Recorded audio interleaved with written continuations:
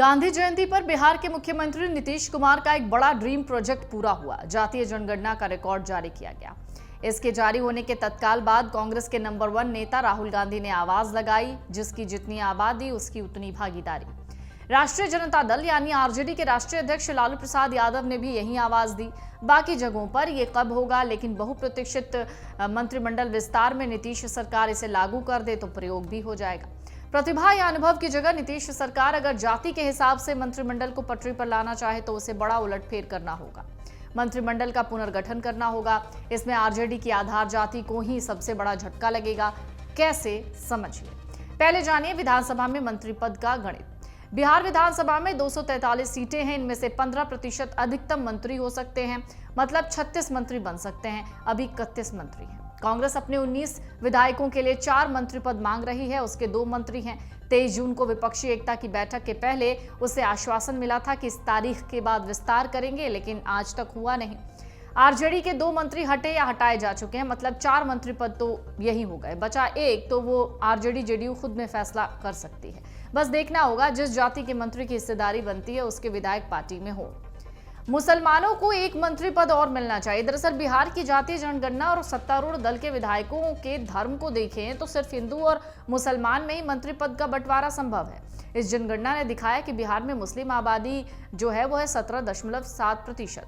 उस हिसाब से 36 में से 6 मंत्री पद इनके पास होना चाहिए। अभी 5 है, मतलब 1 मंत्री पद तो इन्हें देना ही चाहिए। नीतीश कुमार मंत्रिमंडल में अगड़ा मुस्लिम का प्रतिनिधित्व मोहम्मद जमा खान और डॉक्टर शमीम अहमद कर रहे हैं। जमा खान बसपा से जीतकर जेडीयू में आए हैं। डॉक्टर शमीम अहमद राजद से हैं। अब मुसलमानों के पिछड़ा वर्ग की बात करें तो कांग्रेसी अफाक आलम मंत्री हैं, जबकि असदुद्दीन ओवैसी की पार्टी AIMIM छोड़कर आरजेडी में आए शाहनवाज आलम भी मंत्री हैं।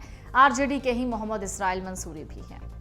लालू की बात माने तो यादवों की ताकत घटेगी। बिहार की जातीय जनगणना में मुख्यमंत्री नीतीश कुमार की जाति कुर्मी की है, जिसकी आबादी है 2.87%। अब 36 मंत्री पद का 2.87% हिस्सेदारी निकाले तो 1 ही मंत्री पद इस जाति के पास होना चाहिए।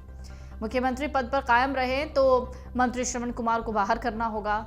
धानुक अलग जाति दिखाई गई है। इसकी आबादी है 2.13%।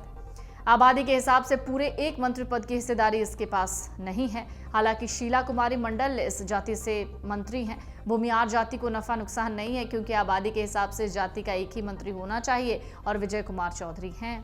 सबसे बड़ा नुकसान आरजेडी के आधार वोट को नजर आ रहा है। बिहार में 14.26% यादव बताए गए हैं। इस हिसाब से 36 में से 5 मंत्री इस जाति की हिस्सेदारी रखते हैं, जबकि 8 मंत्री हैं। उप मुख्यमंत्री तेजस्वी यादव, विजेंद्र प्रसाद यादव, तेज प्रताप यादव, सुरेंद्र प्रसाद यादव, डॉक्टर रामानंद यादव, ललित कुमार यादव, डॉक्टर चंद्रशेखर यादव और जितेंद्र कुमार राय। आबादी के हिसाब से हिस्सेदारी में 3 यादव मंत्रियों को हटाना होगा। नीतीश कुमार के लव कुश समीकरण में कुश यानी कोयरी मंत्रियों की संख्या 2 है, जबकि आबादी के हिसाब से 1.5 मंत्री की हिस्सेदारी है। आलोक मेहता और जयंत राज में से दोनों को कायम भी रखा जा सकता है, ऐसी भी अटकलें हैं। दुसाद को लाना पड़ेगा, चमार पासी को हटाना होगा। सरकार ने खुद जाति बताई है कि आबादी के हिसाब से हिस्सेदारी की बात हो रही है। ऐसे में उसी का हिसाब अगर देखिए तो महज 0.98 आबादी वाली पासी जाति के इकलौते मंत्री डॉक्टर अशोक कुमार चौधरी को कुर्सी छोड़नी होगी, क्योंकि गणित के हिसाब से 0.35 मंत्री पद की हिस्सेदारी बन गई है। नीतीश मंत्रिमंडल में 2 राजपूत मंत्री हैं, लेसी सिंह और सुमित कुमार सिंह। आबादी के हिसाब से 1.25 मंत्री बन सकते हैं, मतलब 1 ही रखना चाहिए। मल्लाह की आबादी 2.6% है, तो इसे 0.93 मंत्री पद यानी अधिकतम 1 दिया जा सकता है। मदन सहनी इस हिस्सेदारी के साथ मंत्रिमंडल में है। मुसर की आबादी भी 3.08% है। इसको लेकर 1 मंत्री पद की हिस्सेदारी मिलनी चाहिए।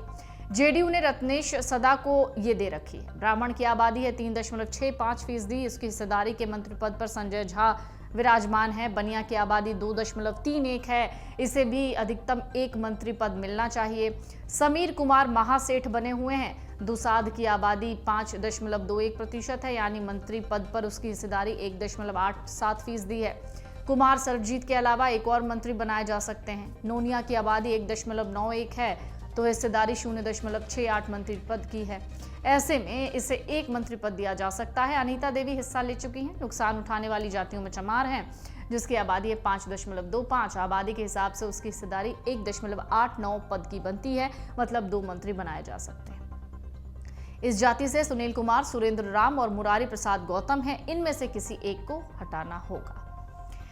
तो जिसकी जितनी आबादी उतनी ही हिस्सेदारी। राहुल गांधी और लालू प्रसाद यादव के इस फॉर्मूले के बाद 6 मंत्री पद जो हैं उस पर मुसलमान और बाकियों की अगर बात कर ले 30 मंत्री पद, जिसमें हिंदू ये मंत्री पद संभालेंगे या बटेंगे।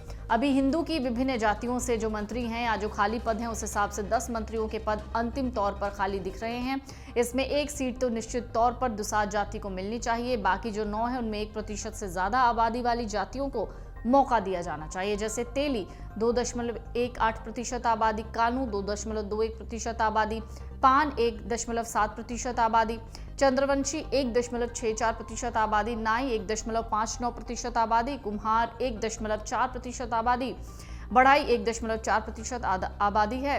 बाकी इसी तरीके से है। इसके बाद भी 1-2 सीट बचे हैं। 1% से कम आबादी वालों की ओर नजर डालना चाहिए, क्योंकि कभी कभी 1% नहीं बल्कि 1 सीट से भी सरकार गिर जाती। अमर उजाला अब आपके टीवी पर भी। अपने स्मार्ट टीवी पर YouTube पर सर्च करें अमर उजाला, चैनल सब्सक्राइब करें और देखें ताजा खबरें, वो भी HD क्वालिटी में। और हाँ, बेल आइकन दबाना ना भूलें ताकि हर खबर हो आपके घर।